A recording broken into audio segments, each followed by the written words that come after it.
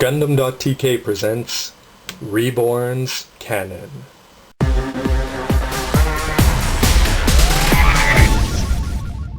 Of course, anybody who has watched the anime knows that in addition to this being the Reborns Gundam, on the back it has the unique feature of actually transforming into the Reborns Cannon. Now to transform this from the Reborns Gundam into the Reborns Cannon. And believe it or not, it's not as simple as just turning it around.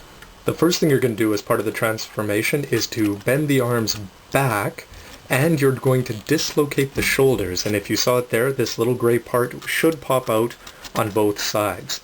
Now sometimes when you do that, you're going to pull the arm off, but that's okay, just pop it back on. Next up, to get the Reborns Gundam head out of the way, what you're going to do, and I recommend using a toothpick or something, is push down there and you should hear a punching sound, and then you bend the head down to hide it as much as possible. And what that does on the other hand is it brings up the cannon head. Next up, because the shoulders are high on the Reborns Gundam, you're going to spin them down to put them in place for the cannon. Just very simply, old Optimus Prime 1980 style, you're just going to pop off the fists and try not to lose them. Next up, for the lower arm, basically spin this around first so that this is lined up, and when you bring this down and around, there's a small notch here that it should slide through just right, and that will reveal the part where you put in the cannon hands. Of course, the final step for the arms is to pivot them around above the elbow, bringing the engines to the back, and there it is forward. Once you put in the tiny Tyrannosaurus kind of hands, you can see that it's starting to take shape. Now for the lower legs, they tell you to bring the thighs towards the front of the Gundam, and then bend them back, sort of giving you a forward knee impression. And then what you do is you split the shins. They have an interesting part on them. And though that will happen sometimes, you're able to split them off and reveal the sticker on the inside. And finally for the feet, you're just simply going to pull this forward and put the heel up, and then you're going to get a flat foot.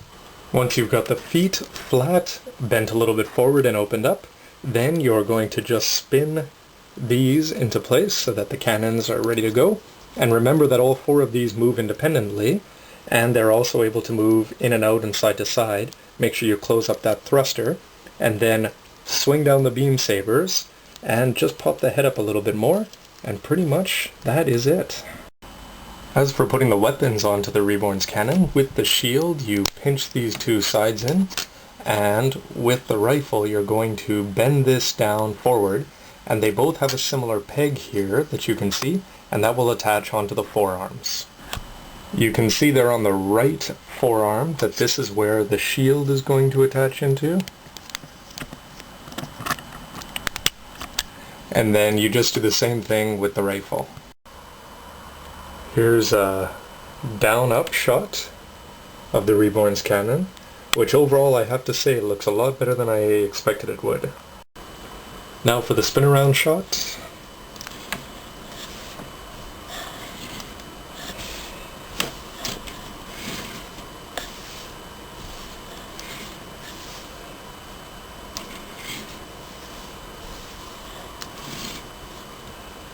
Here are some simple size comparisons. The Reborns Cannon next to the high-grade Universal Century Char Zaku 2, and next to the high-grade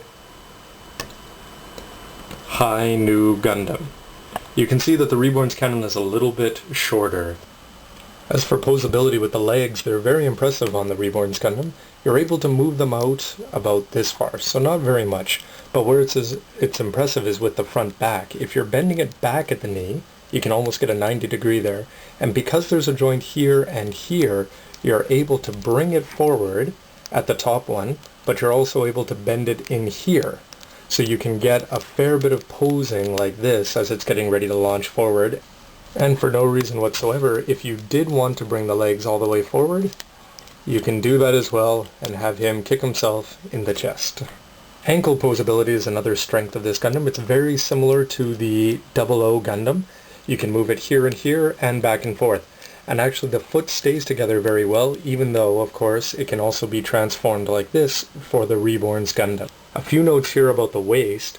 They don't actually make the fangs detachable, which for me is not a bad thing, because I'm tired of having my high-grade Exias always drop their beam sabers on the back. But in this case, they do look good and they look accentuated. Now, if you look up here, you can see that there's a little bit of edging here, and it's because they actually put in some gaps there. And this is a seal compared to every other yellow part, which is made out of plastic. But once you put the seal on, if you take a toothpick and run it around the edges, you're able to actually round it around, which gives it a very 3D effect.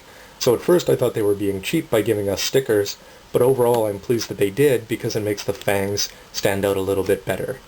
Even though the arms at first glance look like a real weakness on the Reborns Cannon, one of the big pluses of them is how much mobility they have.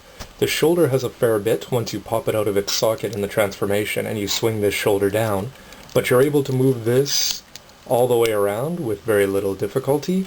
It also has a pivot point above the elbow.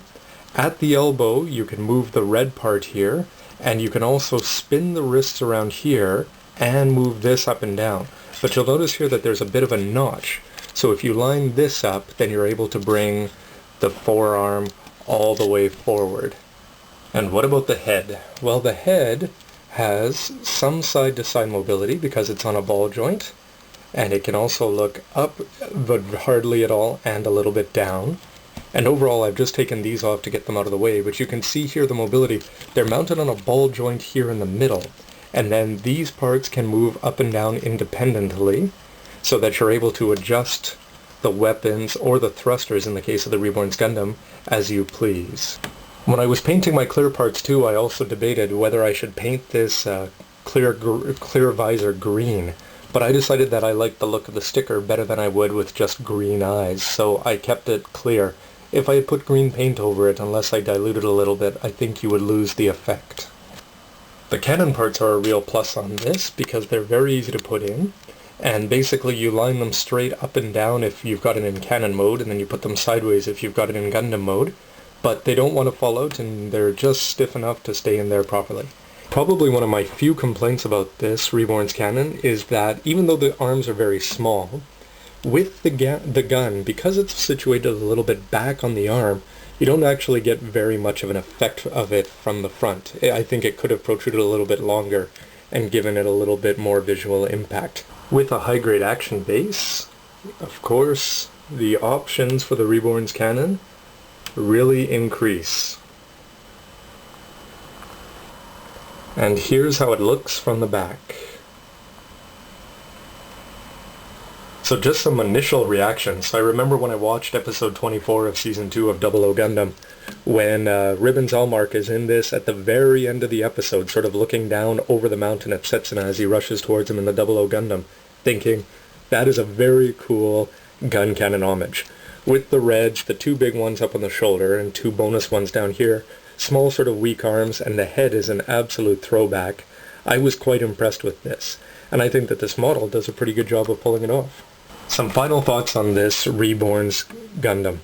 I figured that when I bought this that I would hardly ever see this because of the simple fact that I think the Reborns Gundam is probably one of the greatest mecha designs ever to show up in Gundam. But now that I've built this, I'm actually impressed enough with this that it's one of those things like Exia Repair, Ignition Mode, where I'm tempted enough to get the 2 because this Gundam really actually does a better job than I expected. The head looks good, the arms have great mobility, the legs have decent mobility, and very few problems with balance. If you put it up on an action stand, you're sort of limited, I think, in the cool poses you can make. But overall, I think this kit could not be any better because this standalone is great. And then when you add in the fact how awesome the Reborns Gundam is, I think you can't go wrong with this kit. Now, whether you like the idea of having a Gundam with a different Gundam on its back, I think in terms of an homage to Amuro, that this was a really cool idea because a lot of people forget that Amuro did pilot the gun cannon in the original series also. So, just like with so many other things about the classic finale of 00 Gundam, I think this is a perfect shout back for the 30th anniversary of the original series.